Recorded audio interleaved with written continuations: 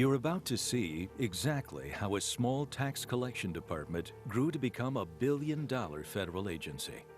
You will see how this agency maximizes its growth and budget by aggressively interpreting laws and by targeting individuals and small businesses for prosecution.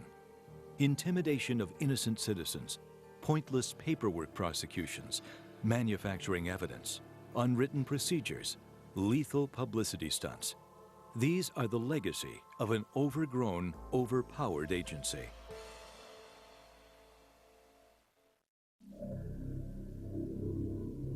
Mesa, Arizona. A federal agency learns that a licensed firearms dealer did not get a city permit to sell used property. Police! ATL! Police! Anybody inside? Police! Police! Federal agents confiscate his entire inventory. Although they drop charges, the dealer's business is ruined. It could have been worse. BATF incompetence and self-seeking led to the most lethal law enforcement operation in America's history, an operation that left 4 agents and almost 85 civilians dead. Waco, Texas. A federal agency hears about neighbors reporting possible full automatic gunfire near a residence and church known as Mount Carmel. 80 heavily armed agents raid the building, while others swoop past in helicopters.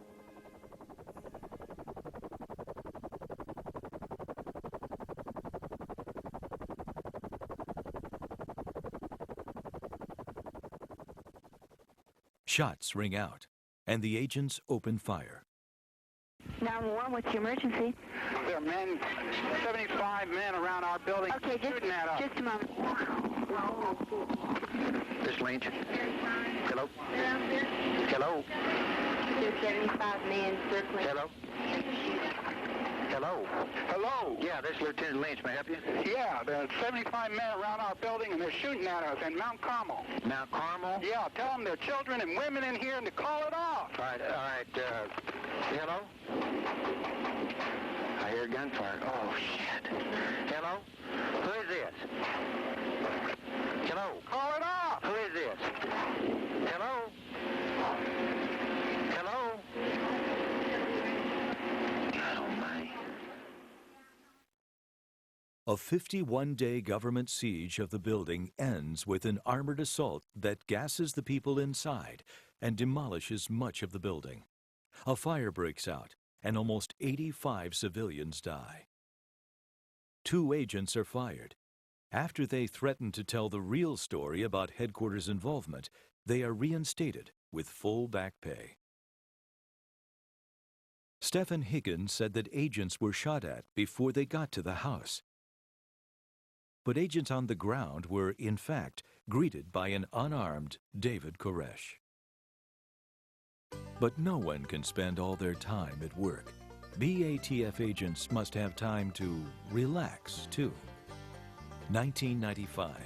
Congress investigates the annual Good Old Boys Roundup, where BATF agents held a drunken retreat at a rural location near Ocoee, Tennessee.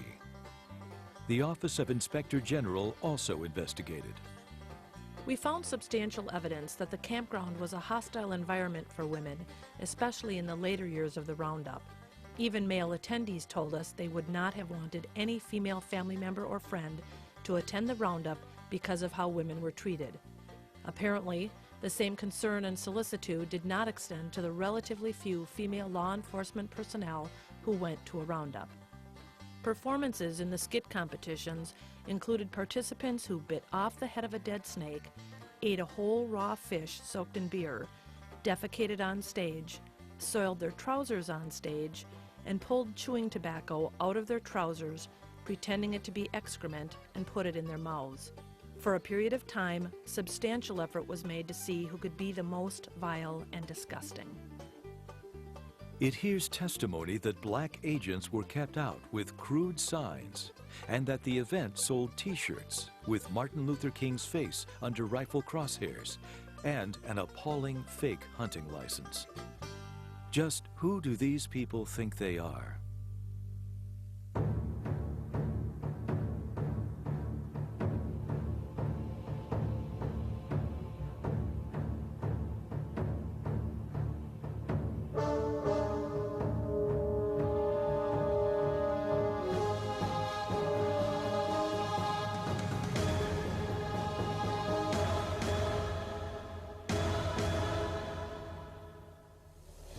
Can a government organization quickly rise from obscurity to become a billion-dollar agency? The Bureau of Alcohol, Tobacco, Firearms, and Explosives, more commonly known as the ATF, did just that. The problem is that it climbed to power on the back of American gun owners.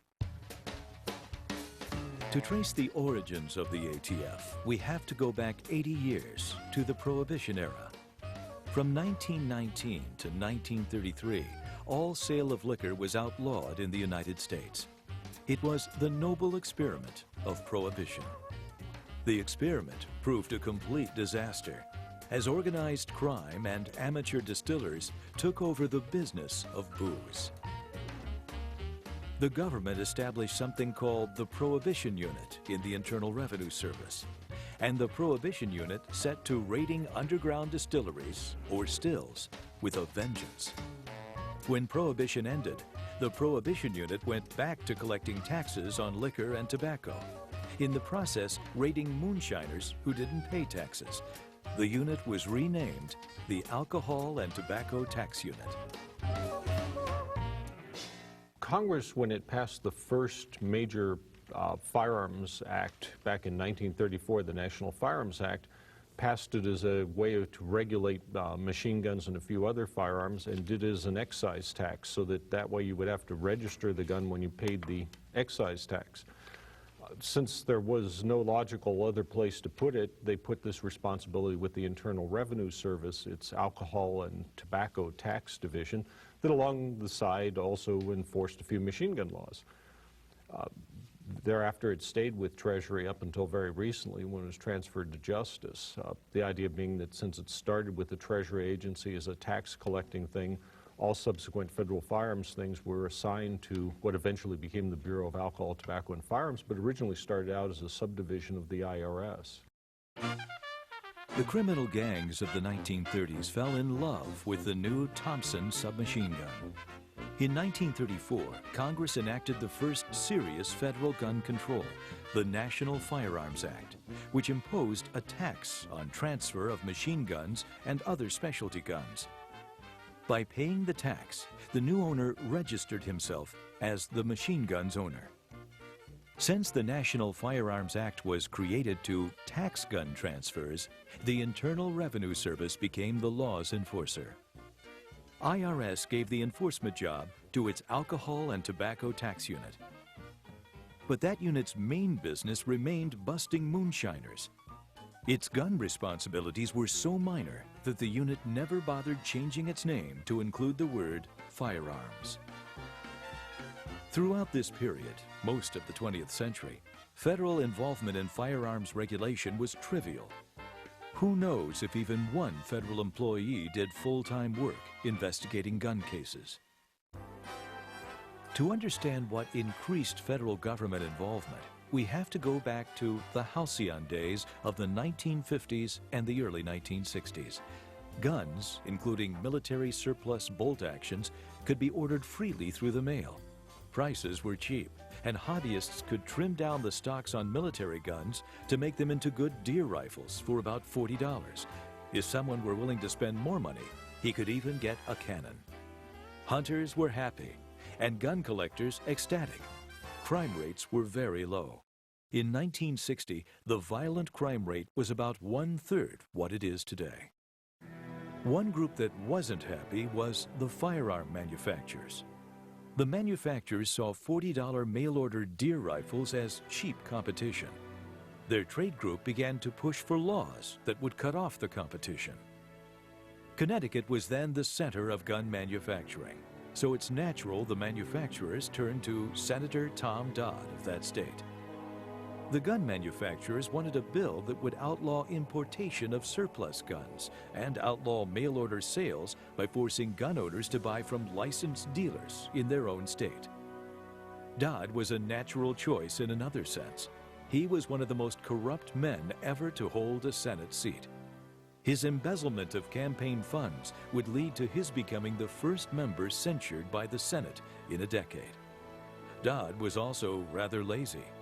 When he came to draft his gun control bill, he found a way to copy it from an existing example.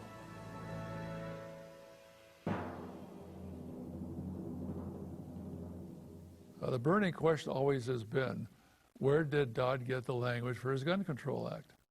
He was trying to create a new federal scheme that had never existed before. There was nothing that could be used as a model. Most people might assume that Senator Dodd sat down and with a lot of hard work designed the Gun Control Act of 1968 from scratch. Simply not true.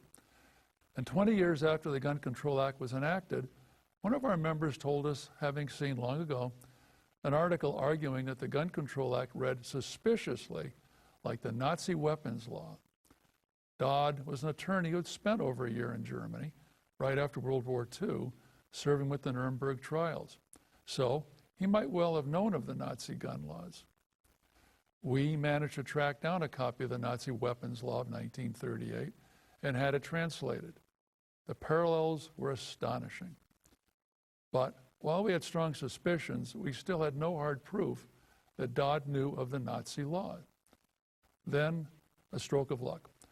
An historian alerted Jews for the preservation of firearms ownership to the smoking gun that proved that Senator Dodd knew of the law and had his own copy.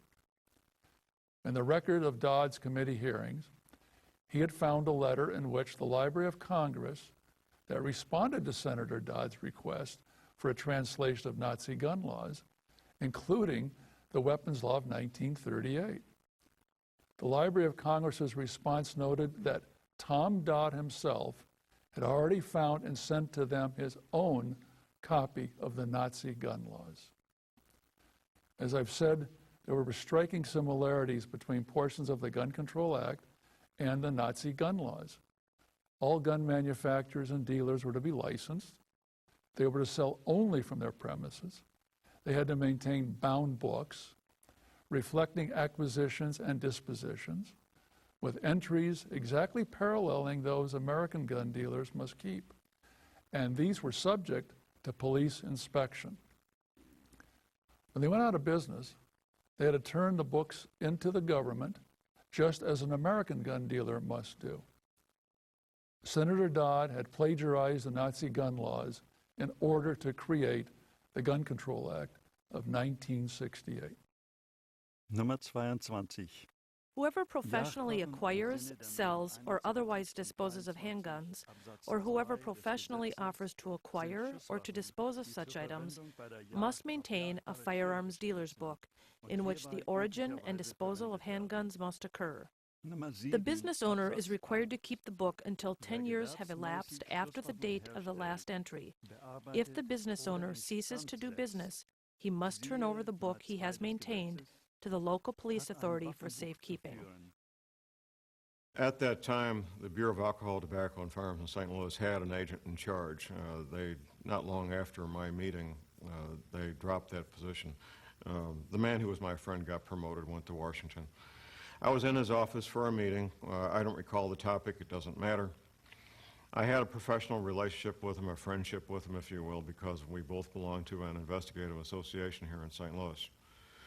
He presented me with a copy of the 1968 Gun Control Act. It was in a binder with the full-color logo of the Bureau of Alcohol, Tobacco, and Firearms on the cover. That was my segue to ask him if he had knowledge and if he knew the original source material for the 1968 Gun Control Act, that it came from the 1938 Nazi gun laws. He would not give me a direct answer. He danced around answering me. And finally, when I pushed and wouldn't give up, he finally said, "Yes, I know, so what?"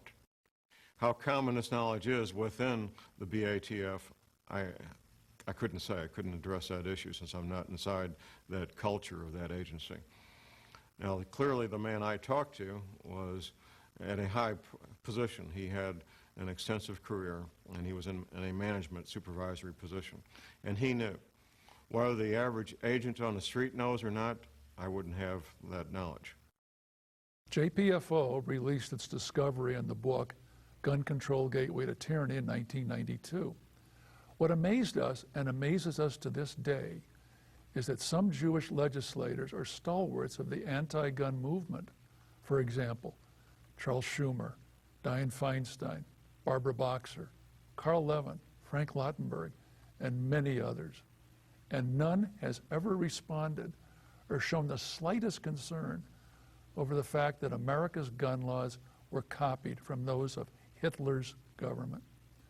Actually, we think every true American would be outraged that the American Congress would adopt a Nazi-like law for any reason.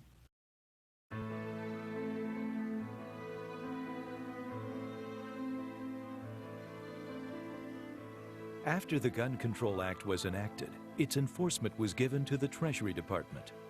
Within a few years, the Alcohol and Tobacco Tax Unit of IRS became a separate Treasury agency in its own right, renamed the Bureau of Alcohol, Tobacco, and Firearms. The new agency set out to expand its mission and its size, and it wasn't too choosy about its methods.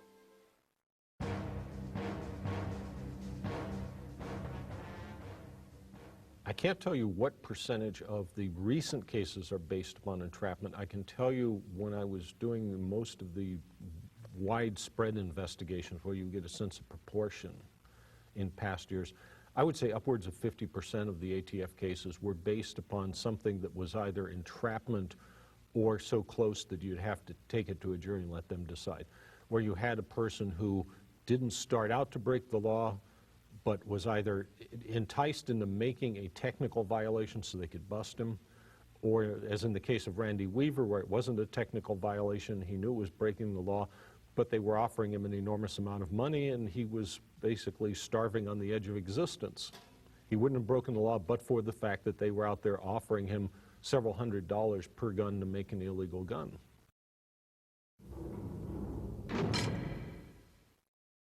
I've found that the ATF has a nasty habit of using convicted felons, drug dealers, murderers, wife beaters, people of that ilk, as their sources of information, and even putting those felons on the witness stand as their primary witness in gun prosecutions, which I find to be despicable.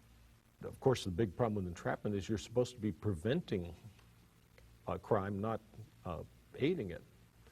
Let me give you something on Randy Weaver. You know, the Randy Weaver case is really interesting, and I think it illustrates ATF's view of informants in a way. ATF entrapped Randy Weaver into selling some illegal shotguns, not because they thought Weaver was engaged in any illegal conduct, but because they wanted Weaver to become an informant for them and infiltrate a gang that they thought was, and it was, highly dangerous. Well, the agent wasn't going to put his tail on the line to infiltrate them. He wanted Weaver. Weaver refused to do it. So what do? You entrap Weaver. Get an innocent guy, entrap him, so now you can threaten him with going to prison for 5 or 10 years, and now you can send him in to do the dirty work and the dangerous work, infiltrating the guys you really wanted to investigate in the first place.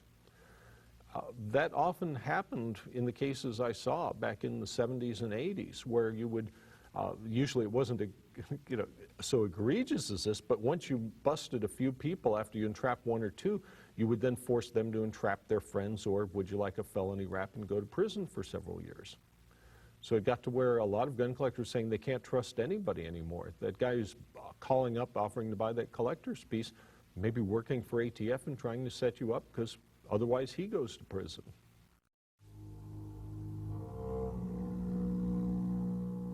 I have found over the years of defending people that the BATF usually targets the little guy, the one who can least likely afford trial counsel and counsel who knows what they're doing with regard to weapons cases. They typically pick on people that attend gun shows, people that make guns in their homes, people that repair guns, and they target those type of people for prosecution. The agency started off its enforcement with a raid that left an innocent civilian ruined for life. Back in 1968-69, right after the Gun Control Act was enacted, ATF started off on what I think became its course of conduct. They raided a fellow named Kenyon Ballou in the Maryland suburbs of Washington. He worked for the Washington Post as a pressman. They got a warrant which basically was perjured. I mean, it had statements in that were totally untrue. It was based on the word of a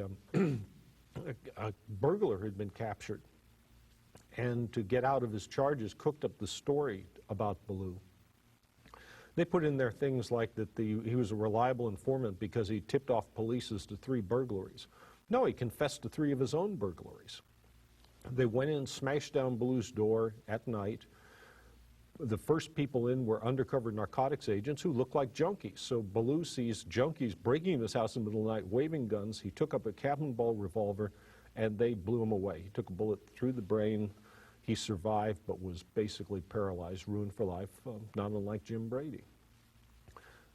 ATF then announced they were investigating their own shooting, took axes, cut out chunks of the wall where the bullets had penetrated, packed all of his belongings into a trailer and carted it away, and then eventually washed their hands of the case. And it was covered up. They had a full Treasury report that concluded that, well, minor mistakes were made, but that's all. That's how you start off an agency on a course like this. No matter what you do, even if you shoot a civilian without justification, we'll decide that you did the right thing. The agents responsible for the raid on Kenyon Ballou were given promotions. ATF investigated the case and concluded its agents had done nothing wrong.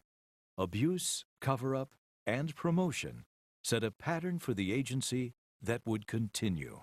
Probably one of the worst abuses I've ever seen in years of looking at it involved a disabled veteran in New Hampshire who was raided by ATF. They had sent in an informant who was subject to a criminal charge and was working it off. And he said he saw an M14 in the gunsmith's shop. ATF went in, raided him, cleaned out his whole shop, which had been set up for him by veterans, the VA, as rehabilitation, hauled him off and charged him with a felony, possession of fully automatic weapon. They went to trial on it, and it was so bad that at the end of the trial, the judge, who was himself a disabled veteran, was visibly red in the face. It closed the prosecution's case, told the defendant to stand up, and read him an apology on behalf of the United States for what had been done to him, and announced he was dismissing the case. For the first time in his career, he was dismissing a criminal case at the end of the prosecution's case.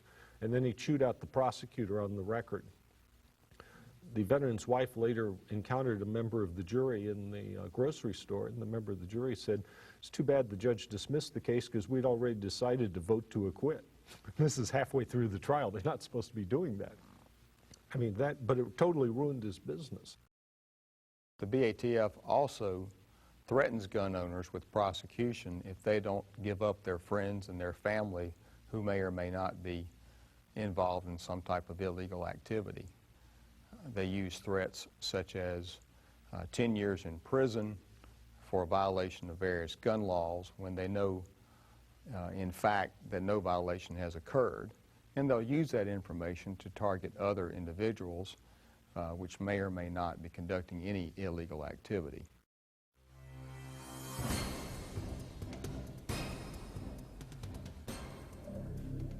ATF agents came to feel so powerful that they set out to intimidate writers who portrayed the agency in a bad light.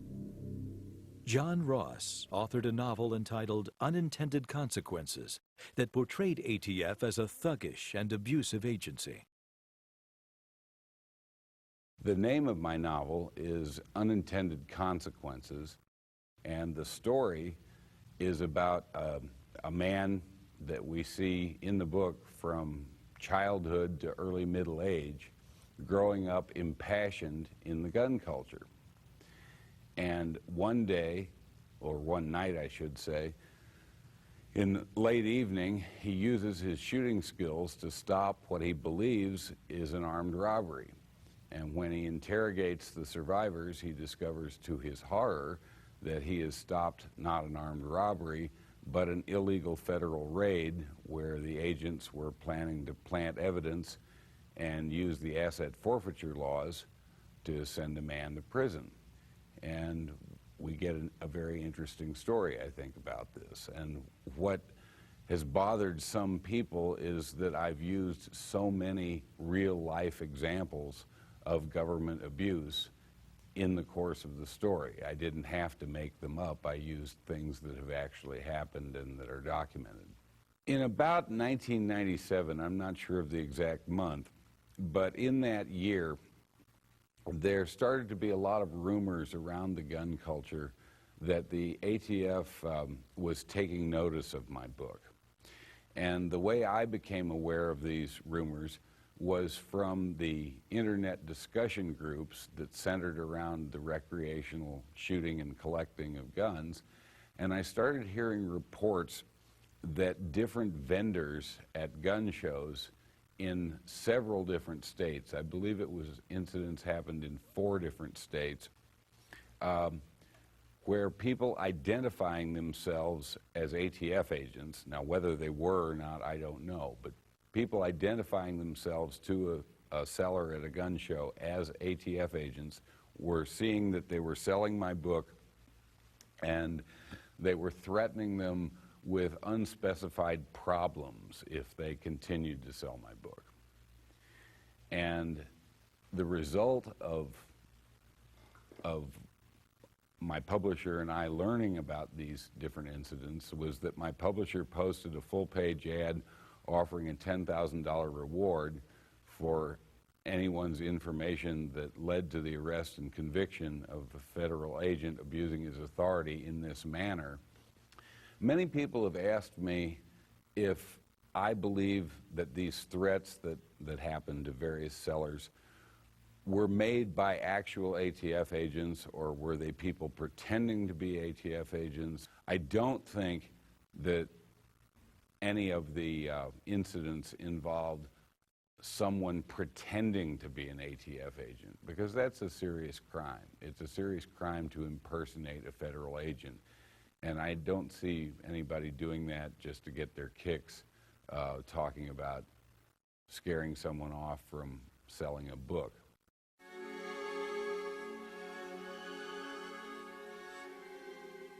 To understand how ATF got involved in these abuses, you have to be a bureaucrat. I was GS 14, step 5. I'm a bureaucrat, I know what they think. Think of the agency as a living thing. It must expand and grow. It must not die off or sicken. And if you're a bureaucrat, you're totally loyal to that thing. So how do you make your agency grow? And the answer, if it's a small law enforcement agency, is more arrests, more seizures. Congress will give you more money for that. ATF's now approaching $1 billion a year in budget, I believe. They want to keep that growing. So the result is that middle-level management and upper management will pressure agents, give us more results. We want to see more raids, we want to see more arrests, we want to see more seizures, and we want to see more good publicity. That's the biggest operative factor. Then you get, how do you get those seizures and raids and things like that?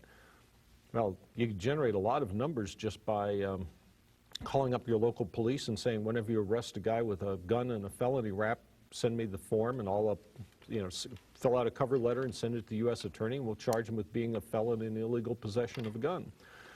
The problem is you can't get promoted on that, because within the bureaucracy, the basis for your promotion is that you are handling increasingly complex issues. Well, that's a job your secretary could do, attach a cover letter to a police report and send it over there. So if you generate a lot of cases involving convicted felons getting caught, you'll never get promoted. So the only way to solve your agency mission and get yourself promoted is to make a lot of cases involving something that sounds complicated. Well, felon in possession isn't that, but your local gun dealer is. Your local gun show, your gun collectors, now you can make that sound like you've got 10 or 20 people engaged in illicit conduct and you had to go undercover to investigate them. Now you get your promotion. Unfortunately, thinking like a bureaucrat can cost lives. In 1993, that happened at Waco, Texas. How much of the ATF raid on the Davidians was motivated by simple publicity is illustrated first by the operating code that began the raid, which was showtime. It's showtime was the code to begin. But the second is through Freedom of Information Act, I got a video taken inside their raid headquarters as they are preparing for the raid. These are not people who are ready to storm an enemy-held building. They're not expecting it. This is all a big show. They're laughing, they're joking, they're reading the Sunday paper, they're having a good time, they're taking commemorative pictures of each other.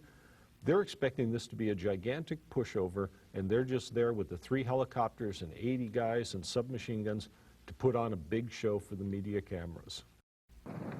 ATF covered its tracks by portraying Koresh and his followers as fanatic cop killers. But the tape of a call that Koresh made to an ATF agent after Koresh was shot in the raid suggests they were not killers at all and had no hatred of law enforcement. Although he was badly wounded by the agent's bullets, Koresh is quite friendly to the ATF agent. All right, guys, like I say, it would have been better if you just called me up or talked to me. Then y'all could have come in and done your work after. I would have told you this deal. I was telling Robert, you know, I told him this morning, I said, look, because, you know, like I said, I had this vision, and I told him, I said, Robert, I said, you got to do what you got to do. Yes, sir. You know. Usually, of course, ATF activities do not leave about 85 civilians dead, as they did at Waco. But the way ATF usually uses the powers of the government, powers given and paid for by you and me, is not pretty. The BATF is always very restrictive in their interpretation of the gun laws. If you call up an ATF agent and tell them you plan to do something with regard to gun ownership or building guns, they will invariably tell you what you're doing is illegal, when in fact it's probably not.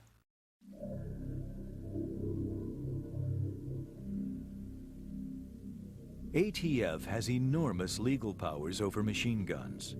Possession of an unregistered machine gun, or of any machine gun made after 1986, is a federal felony that can bring up to 10 years imprisonment. To ATF, almost anything can be an illegal machine gun. When some people purchased parts kits whose receivers had been cut up, with important parts cut off and discarded so they could not be put back together, ATF exerted itself to prove these were still machine guns. This is a PPS H-41, Soviet manufactured, that was marketed by a parts kit. As you can see, the barrel shroud and the muzzle brake have been torch cut off. The center section of the receiver has been torch cut and bandsaw cut. Never mind that sometimes the alleged machine guns fell apart while being fired.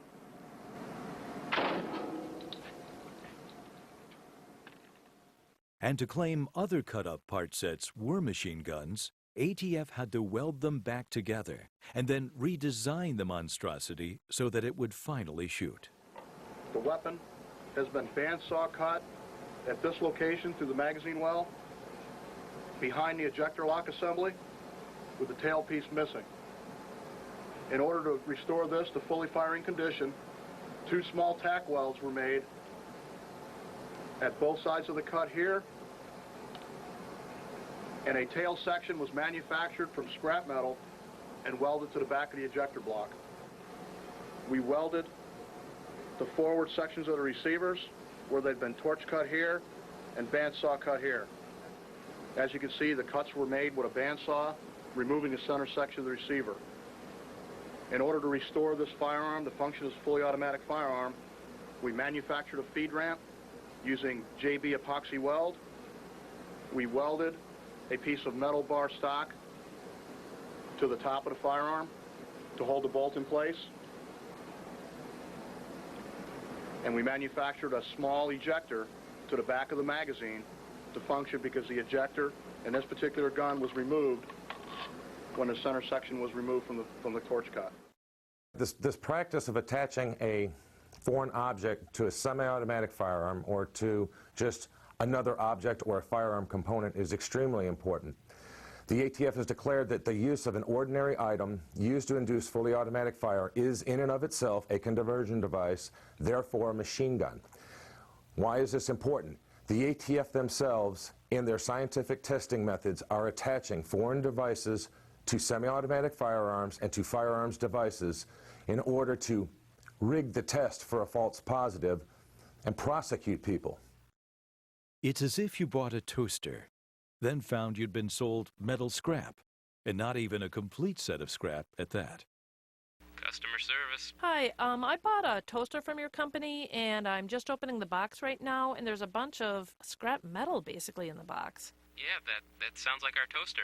But there isn't even a heating element that I can see. It's missing parts. I can't make toast with this. Well, you could probably go to a hardware store and buy the parts and maybe take it to a metal shop to get it all together, but with some experimenting and rewiring, you'll be toasting bread. Sir, this is not a toaster. But you got a toaster. I'm failing to see your problem. This is not a toaster. Ma'am, it is a toaster. Of course, one big difference is you can't go to jail for 10 years for owning a toaster, as you can for owning an unregistered machine gun. Supposedly to sort things out, ATF has a technical branch, one of whose jobs is to examine guns and gun-related accessories and declare whether they are machine guns. In my experience, I found that the ATF is not interested in finding the truth. They're more interested in keeping the conviction rates up against gun owners. In fact, the Congressional Research Service looked into ATF testing procedures and found the agency had no standards for the tests. If the technical branch could get a gun to fire 2 or more shots per trigger pull, no matter what they had to do to it or how rarely it happened, that was good enough for ATF. It is legal in most states to own a machine gun if a person obtains a federal permit. Several 100,000 Americans, including rocker Ted Nugent, have chosen to do so. If shooting is fun, shooting a machine gun is still more fun, and it keeps ammunition manufacturers in business. BATF, though, has enormous legal powers over owners of machine guns. In ATF's view, almost anything could be a machine gun, as gun owner John Glover found out. He owned some FN FAL semi-automatic rifles.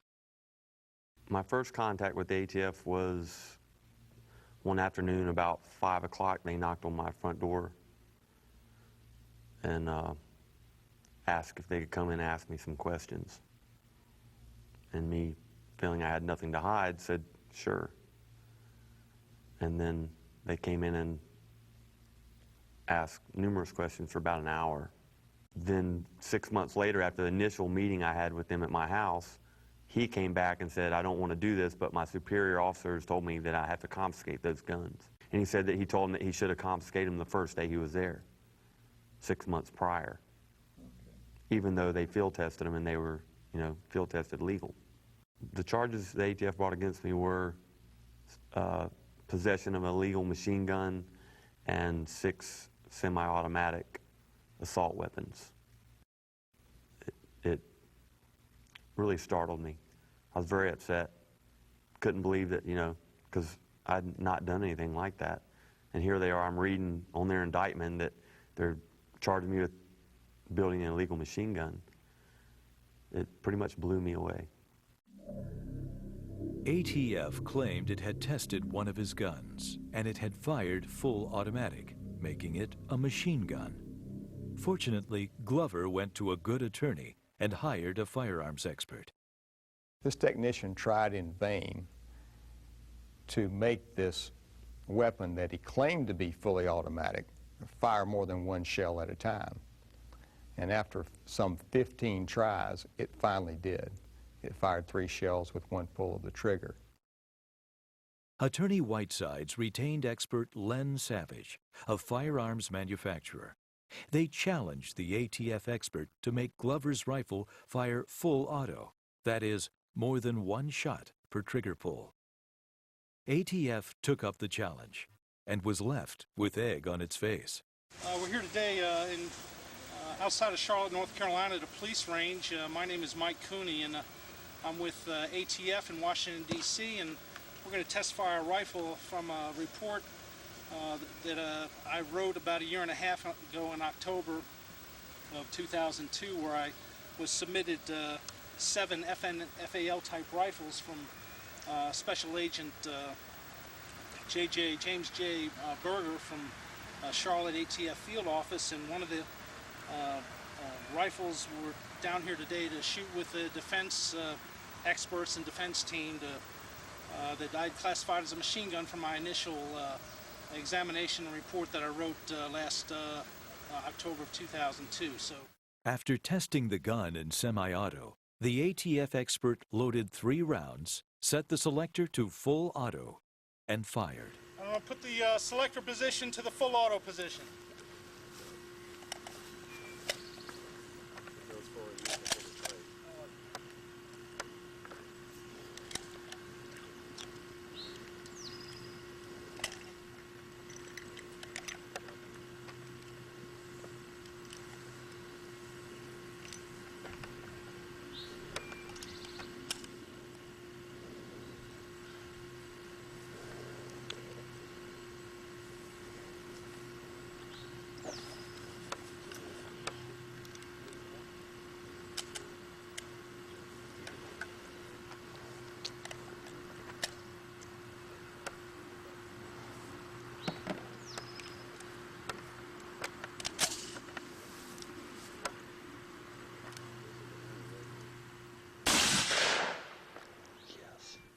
One shot, and then a jam. Just for ATF's information, this is how a machine gun is supposed to fire. And this is how a completely lawful semi-auto rifle fires.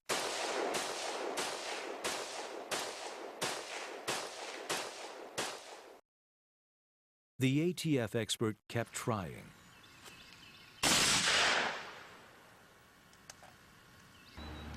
In the full auto position with 3 rounds loaded.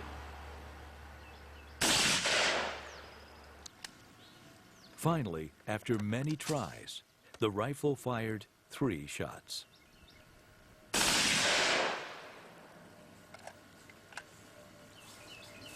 careful, that's going off out of battery. Yep, you're right. That gun is malfunctioning to the point where it could harm you.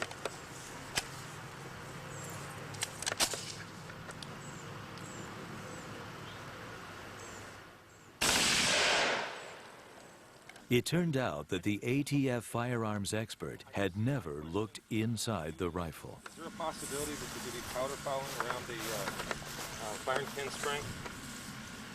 Well, we can go in there and look. I didn't take it apart. Did you happen to check and see if the firing pin spring was intact? I did not. Okay. Because the weapons fired, they function properly, so. Or malfunction. Well, they're firing out of battery, that's not functioning properly. Well, it's firing on what's called hammer fall down. I don't want to argue with you on it. We can argue with it. Oh, no, not arguing. I'm just, that's the reason for the safety seer, is it not, when it's in full auto, to make sure that you don't have an out-of-battery ignition? I think we're going to find a broken firing pin, retainer spring, or it's going to be fouled. Because the gun's malfunctioning. Well, that's your opinion. What the gun expert, Len Savage, found was that the firing pin spring was disintegrating, allowing the rifle to occasionally malfunction and fire multiple shots. And what's happening is the firing pin is allowed to protrude further back than it should be. And at that point, with the spring being broken down, even in a minute amount, even when it didn't fire, they were getting primer strikes, which shouldn't happen. Which means this thing is allowed to free float, gain velocity, overcome the tension of the spring, and protrude out the front, and you get a string fire. Whether it could do it more than 3 rounds, I don't know, but it's a highly dangerous practice because the gun is malfunctioning to the point where it could be fatal. As I said before, the firearm's malfunctioning. We ran a high risk of an out-of-battery fire out there, which would have damaged the firearm and injured Agent Cooney. Mr. Savage took the weapon into his possession and disassembled it and found that the problem was not something that John Glover had done, but it was a malfunctioning firing pin spring that had deteriorated because of use. That meant that the firing problem with this particular weapon was not by design, but was simply a malfunction. The ATF agent admitted on videotape that he had never disassembled that weapon, or that he had even took the time to find out why the weapon may have fired more than one shot at a time. Following the testing, which we videotaped, I sent the videotape to the Assistant U.S. Attorney, who reviewed it and issued a dismissal of all charges against Mr. Glover. We later petitioned the same Assistant U.S. Attorney to return John's guns to him, which they did. Glover's expert Len Savage quickly found he would pay a price for embarrassing ATF. Mr. Savage's business manufactured a new product that enabled a legal machine gun to change calibers. He had sent a sample to the ATF technical branch, and they had ruled it was not itself a machine gun, nor even a gun. After his testimony, however, the technical branch announced it had reconsidered its opinion. It was now proclaiming his part was both a gun and a machine gun, and could not be sold. The ATF technical branch also announced that Mr. Savage's future requests for determination of whether an invention or product was legal would receive special consideration. Sterling Nixon, a firearms technology branch, told me that I was no longer allowed to contact him or to talk to him. I am a licensed firearms manufacturer. My livelihood depends on communication with the ATF. I want to read from you a letter from the Assistant Director of the ATF. A telephone number has been solely dedicated for federally licensed importers and manufacturers of firearms and ammunition to address your technical questions regarding firearms and ammunition. The telephone number is 304-260-5476. Yet when I call this number now, I'm told that they're not allowed to talk to me and they hang up. Without any legislation, without any due process in court, this amounts to nothing but an economic sanction against me and my company. Orders approaching $500,000 have been canceled. Designs and all research and development have completely stopped, and my company has been devastated by the actions of the ATF. It isn't just those who testify against ATF who are victims of ever-changing regulations and rulings. A firearms distributor sold a deactivated parts kit with approval of ATF. 6 years later, ATF changed its position and demanded that those parts be returned within 3 weeks without compensation to the purchaser.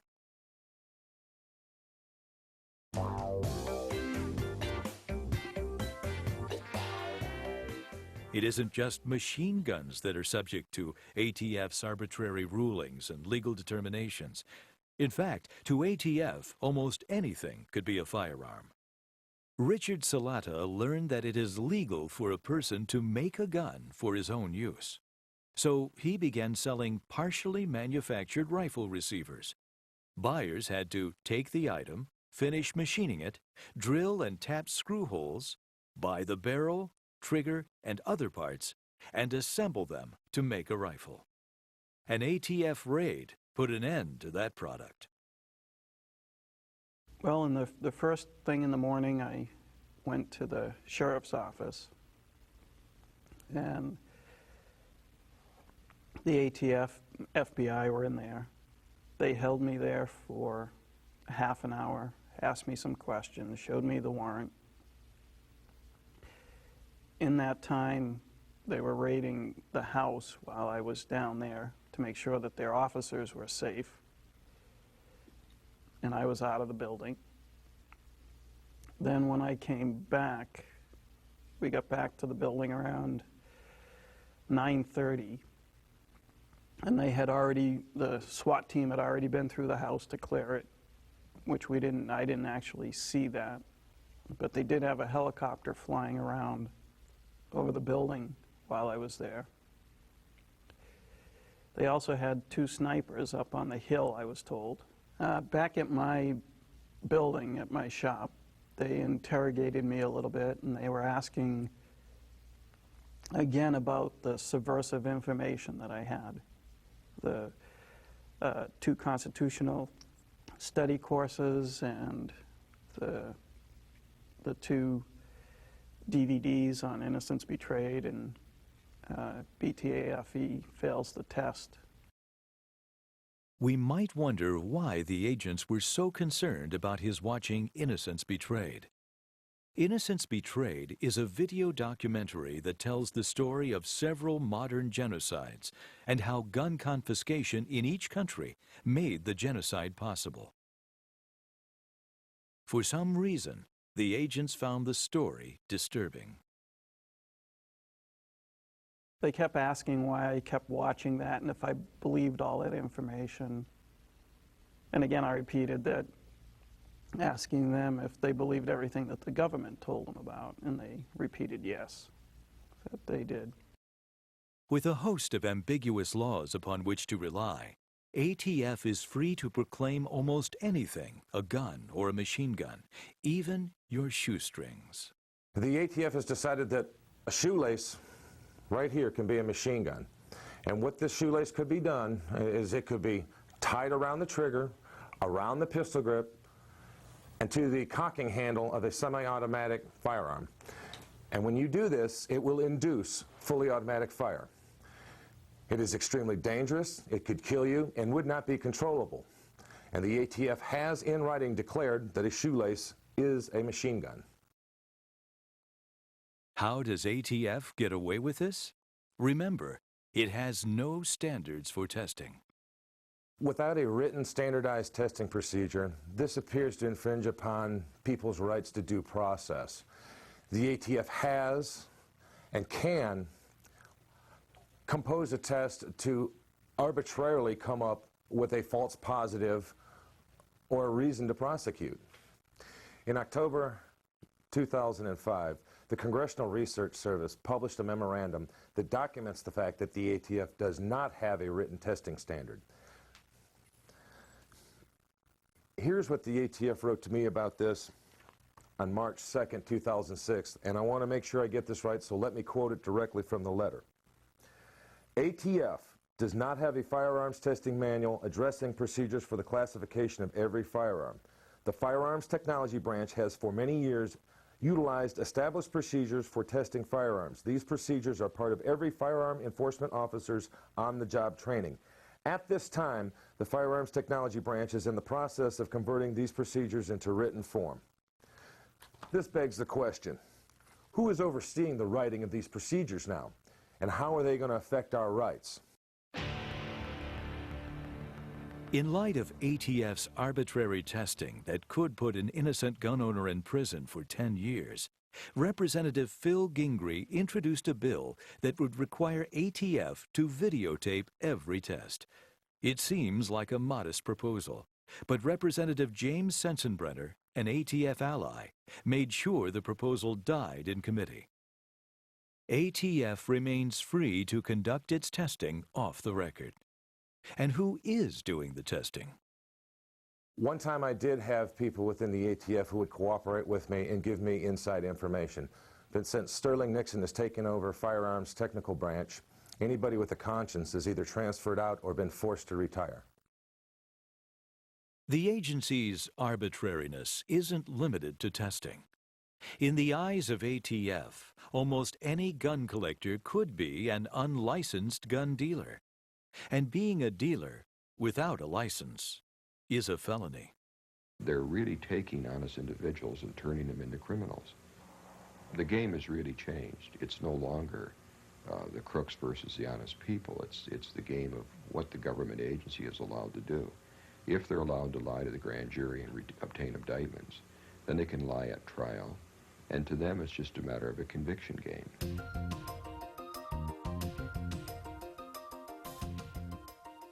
But what about people who legally own a machine gun, who had paid the tax, had been approved by local police, had passed an FBI fingerprint check, and had filed their registration form? Surely someone who'd jumped through all these legal hoops was safe from ATF prosecution. Or maybe not. ATF has known for 30 years that its database of gun registrations is in terrible shape. In 1975, its own employees worried that this fact might come out and destroy the credibility of its registration system. The ATF agents who wrote the internal memos also worried that innocent gun owners might be prosecuted and convicted. Instead of solving the problem, ATF officials announced they would perjure themselves about it. An illustration of how far the agency can go is that some years ago there was an in-house video training shown to ATF, distributed by in-house video, called Roll Call. And in one of them, a Mr. Debussy, who is head of the National Firearms Act branch, that is registrations of machine guns and such like guns, talks about how if you want to find out if a person has a registered machine gun to him, they will give you a certificate or live testimony that he doesn't. And in it, knowing that these certifications are incredibly important, I mean, if a guy doesn't have a registration, he's guilty of a 10-year federal felony. Debussy several times says he and his agents will commit perjury to certify that their database is 100% correct, when elsewhere in the video he says some of the records are under 50% correct. Let me say that when we testify in court, we testify that the database is 100% accurate. That's what we testify to, and we will always testify to that. As you probably well know, that may not be 100% true.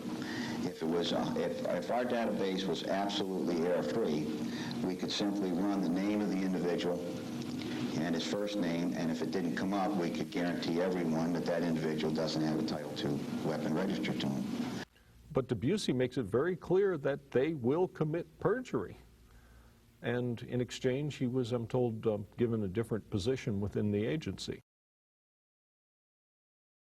How badly flawed is ATF's record of machine gun registrations? One dealer's security camera picked up his conversation with an agent while ATF was inspecting his records. George, do you know if all those discrepancies y'all found last time were corrected in the NFTR registry? I haven't touched nothing because of everything else. So I'm talking about the, you know, when you were down here. Right. Everything was accounted for, though. Because, yeah, but it was like 114 errors that y'all had in the registry. Right. Like I said, once everything else started, I stopped doing what I was doing. So. Okay. I just dropped it. Okay.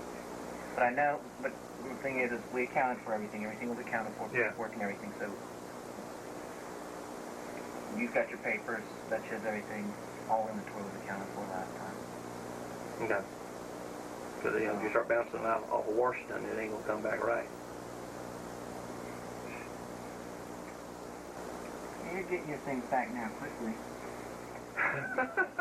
I haven't submitted anything lately. Well.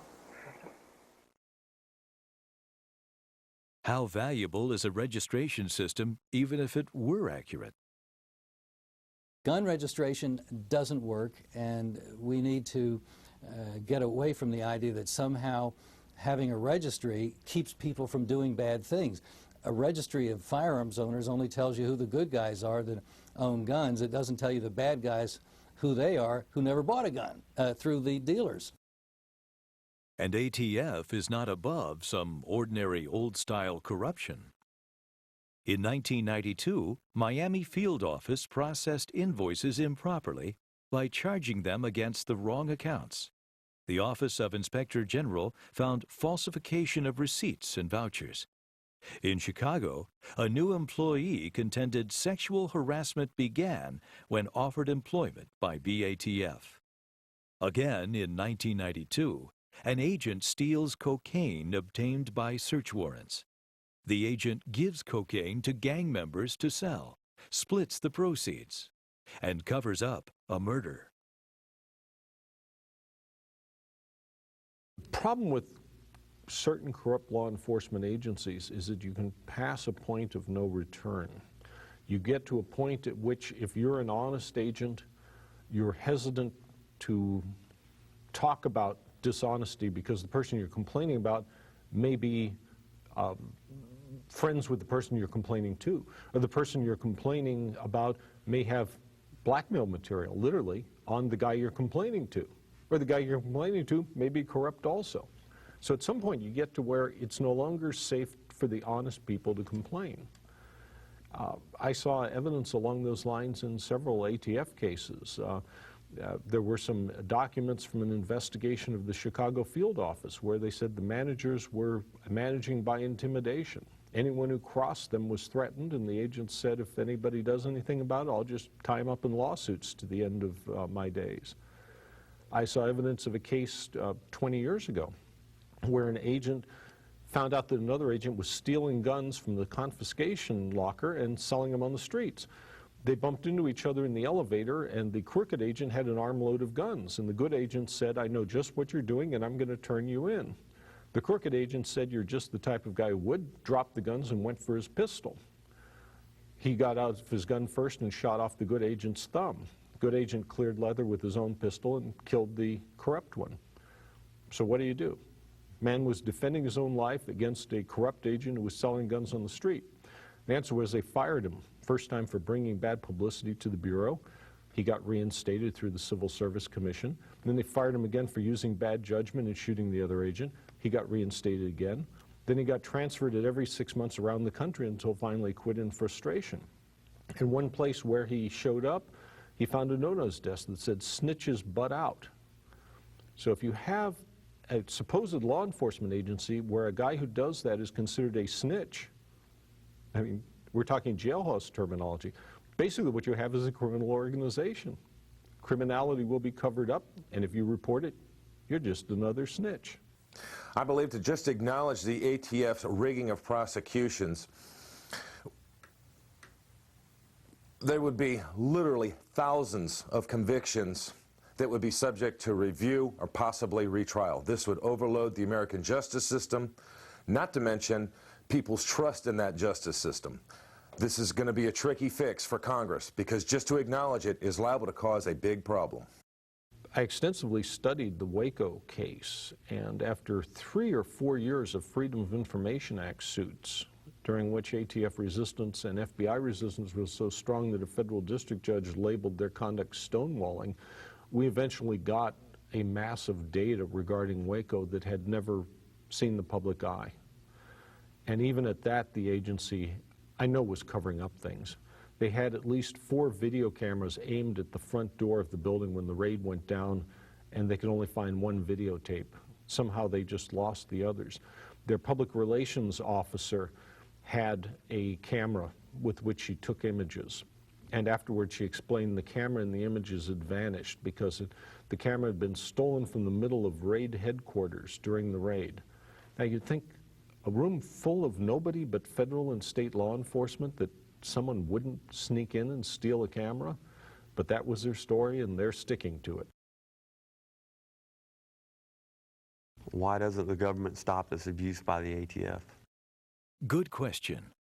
Congress has over the years held hearings and heard about these and other abuses committed by what can only be called a rogue agency, an agency totally out of control, where agents beat innocent civilians and commit violent offenses, where law enforcement, in a phrase, thinks itself above the law.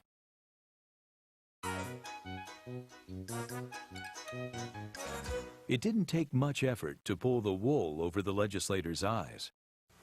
First and foremost is a felon possessing a firearm, and we also have a recently enacted law called the Armed Career Criminal Act, which provides for a 15-year mandatory prison term for a person who has 3 felony convictions for violent felonies or serious drug offenses and is found in possession of a firearm. Never mind that ATF's own figures showed that only a few % of its cases were against armed career criminals. Gun Owners of America has had some direct contact with the Bureau of Alcohol, Tobacco, and Firearms and Explosives. Years ago, we went in to meet with one of their representatives. He was in their Congressional Relations Department. I would call him a flack catcher. He took some flack from us that day because we kept pressing him for the data behind their constant claims to Congress justifying higher and higher budgets, that their gun registry, which is a decentralized one, it exists in dealers' books all across the country, and they can find who bought a gun and who was the last registered person to have that gun through these books that are kept at the dealers, and they must be kept for 20 years. What crimes had they ever actually solved because and only because they were able to trace a gun? Well, of course, they didn't have that information. They said they didn't keep their data that way. Well, that's not what they tell the Congress. They go and they have one or two cases where they make it look as if the existence of the gun and the tracing was somehow the reason they were able to get everything accomplished. But the truth is that when you find a perpetrator, that's when you find the gun. Year after year, and abuse after abuse, Congress handed the agency more and more tax money. By 2005, the agency budget was verging on $1 billion. At the same time, ATF used its powers under Clinton-era legislation to put most licensed gun dealers out of business. Those that survived this purge were faced with license revocations based on technicalities. If you're an ATF agent or inspector and want to set up a firearms dealer and revoke his license at least, it's not hard to do. I once counted that for every gun entered into a dealer's registry, by the time he fills out the acquisition sheet, the disposition sheet, and the 4473, there are over 40 blanks that have to be filled in, involving data or checking a box. Some have to be checked yes, some have to be checked no. So we've got 40 items hand entered. What are the odds of making a mistake in filling out complex forms by hand? Say it's 1 in 100. Human error, irreducible. That means you will have one written error for every 2.5 guns that you sell. Okay, any large FFL who's selling several thousand guns per year will therefore have thousands of paperwork errors. So you just wait until those add up, come in and charge him with paperwork errors, and move to take away his license. It's practically sitting there waiting for you to grab it. With a shrinking number of dealers to regulate, how was the agency to justify a constantly growing budget? For one thing, it bought itself a new headquarters. The director budgeted $300,000 just for his personal office, with custom wood paneling, a hardwood floor modeled after one in the vice president's office, a disappearing television, and what he labeled a Star Wars command center. ATF's budget and its mansion-like headquarters were built upon the backs of its victims. They spent literally thousands and thousands. I've spent over $100,000 on this deal, myself, personally, out of my pocket. Not to mention the loss of time that I've spent. I've been messing around with this for 2.5 years. And when you're under this type of investigation, you can't function. You have trouble eating, going to the bathroom, just doing normal things because you are so stressed out. The money that the government wasted, I mean literally wasted, trying to make me a criminal, and I say trying to make me a criminal because I am not a criminal, is just appalling. You do see in agencies such as ATF an increasing, I don't know what you call a ratchet effect, where under administrations where gun ownership was viewed with disfavor, such as Clinton, the people who are anti-gun tend to advance. And they stay there through administrations which aren't particularly anti-gun. So essentially you tend to advance to the top by being anti-gun. These kinds of things haven't ever been addressed, and the underlying laws that were unconstitutional all the while that led to these kinds of tragic events have not been dealt with, and in fact the Congress continues to give more money and more power to the Bureau of Alcohol, Tobacco, Firearms, and Explosives. Over the years, amendment after amendment expanded the original Gun Control Act.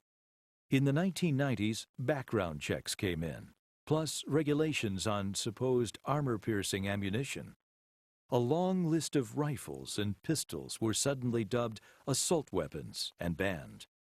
In addition, ATF was empowered to put out of business most licensed dealers who didn't work out of storefront businesses. Persons subject to domestic violence restraining orders were forbidden to own guns. So were persons who pled guilty or had been convicted of misdemeanor domestic violence cases. The restraining orders might often have been issued by local judges on the barest of evidence, and the misdemeanor guilty pleas made years or decades before this change in the gun laws. Nevertheless, ATF occupied itself by seizing firearms from people who had pleaded guilty at some time in their life.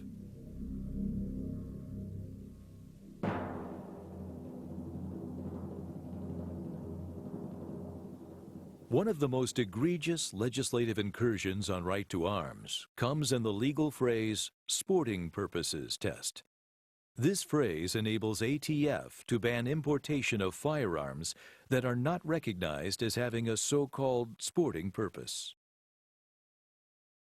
The Gun Control Act of 1968 changed a lot of things about who can own firearms, under what circumstances they can own them, how they purchase firearms, how they can transport firearms.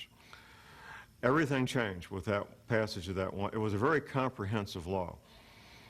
The law also brought new terms into usage, such as sporting purpose. That was never a term that had been used before when it came to legal definitions of firearms.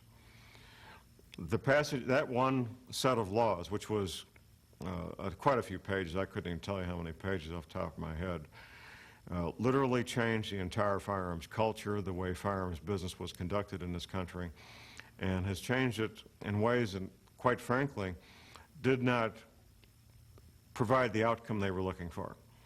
The outcome they were looking for was a reduction in violent crime, a reduction in firearms-related violent crime, and that, in fact, didn't happen. In fact, just the opposite happened. There's been drastic increases in violent crime. The only thing that's really, as we've seen recently, cut violent crime has been passage of new laws allowing common citizens to carry concealed weapons. That has led to vast improvements and reductions in crime. The sporting purpose test was created by the Gun Control Act of 1968. That was the first time that phrase appears in American law. It may have been one of the features Senator Dodd borrowed from the Nazi gun laws. The Nazi law outlawed importation of guns that weren't, in my translation, I quote, designed for and usually used for the hunting of fair game.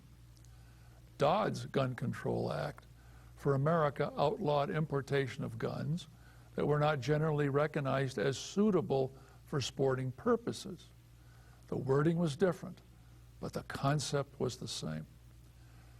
The Second Amendment isn't about duck hunting or target shooting. It's about the right of citizens to defend themselves and their country against all enemies, foreign and domestic. Sporting purposes has no place in the Bill of Rights. It is precisely the guns that are restricted that are most useful for resisting tyranny and resisting terror. Terrorists don't confine themselves to firearms that have sporting purposes. And if we are to defend ourselves against them, we should not be limited to them either. If you read the documents by the people who wrote the Constitution, their concern was that the common citizens have unrestricted access to the same firearms as the military. That was specifically written about and addressed quite a few times. Thomas Jefferson was not interested in hunting ducks, and the Constitution of the United States does not address the issue of hunting ducks. The Constitution of the United States is concerned about the people having access to the same firearms as the military. Pure and simple, end of discussion. But there's a more fundamental question here. What purpose does BATF serve in the first place? How is the ATF different from every other federal agency? Well, ATF is sort of unique in that it's the only agency which is charged with specifically regulating an activity that is protected by the Bill of Rights. Firearms ownership and use, the right of people to keep and bear arms. You don't have, say in the Department of Justice, a Bureau of Newspaper Truth or a Bureau of Religious Practice or anything like that. It's the only agency I can think of that is specifically designed to regulate something protected in the Bill of Rights. Americans have a constitutional right to keep and bear arms. It's right in the Second Amendment in our Bill of Rights, right next to freedom of speech and freedom of religion. Why deregulate a constitutional right? Freedom to speak, practice religion, and to own arms were made constitutional rights precisely because the framers did not trust the government to control them. And if we, the people, were to allow the government to regulate such rights, it certainly shouldn't use a law plagiarized from Nazi statutes to do so. Americans of the greatest generation laid down their lives to put an end to Nazism. Is our own generation going to tolerate an organization devoted to enforcing a law plagiarized from the Nazis' own gun laws and in direct opposition to the American concept of a right to arms? Can an agency like ATF and our constitutional right to keep and bear arms coexist? I think in theory they could, but in practice they can't. The impetus of the agency to keep on expanding regulation and the lack of accountability for abuses while doing it are ultimately not consistent with a general right to keep and bear arms. I think you have to make your choice. You can have one, but not both. Either abolish the ATF or the ATF is going to abolish the Bill of Rights. It's just a matter of time. It isn't a difficult choice. No one has ever proved that ATF's actions cut crime. A few years ago, Congress ordered ATF to establish high-intensity enforcement programs in urban areas and to determine whether such programs even affected crime. ATF reported that the programs worked. But Congress's General Accounting Office studied the ATF report and found it proved no such thing. For JPFO's members, the choice is crystal clear. The only question is, how do we go about making it? Remember that legislators only have power because we give it to them of our own will. The Bureau of Alcohol, Tobacco, and Firearms and Explosives is going to continue to be a problem until particularly gun owners and the American people have made the point to elected officials that this kind of abuse of power, this kind of lawlessness of subjecting other people to the most incredible scrutiny, such as whether you put in an N instead of a no for an answer on a form, and yet they themselves don't even have written procedures that they would have to follow for themselves that they would then turn around and impose on the public, say when guns are being approved for machine gun or non-machine gun. This kind of outrage goes well beyond whether somebody thinks there ought to be guns in private possession or not. This is, do you want a government that thinks that it's above the law and that it can do just anything it wants in the name of the law, breaking the law? And the name of the law is actually the byword at the Bureau of Alcohol, Tobacco, and Firearms. The reality is that that's what government agencies do. They get bigger and they suck up more resources and they get more powerful. And in order to reverse that in any area, you have to have a leader in a true position of authority who has a philosophical belief that the government should not exercise so much power. Again, who is going to stop this? If you want the answer, you. Only you can stop the ATF. It's time we finally said no. No to abuses, no to corruption, no to waste of our taxes, and no to any legislator who says yes to those. We did without BATF and the Gun Control Act for the first 200 years of this nation, and we can do without them today. As far as whether ATF is protecting American security, I don't see much evidence of it. You have to ask yourself, why do you have the agency in the first place? Maybe you need some regulatory inspectors to make sure that gun dealers' books are kept okay. But the enforcement function, why not give it to local police? They're the ones who know who the street criminals are. Just allow local police to make referrals of felon in possession or other gun cases to the U.S. attorneys, and the U.S. attorneys can decide whether to prosecute. Presto, you've eliminated an entire agency.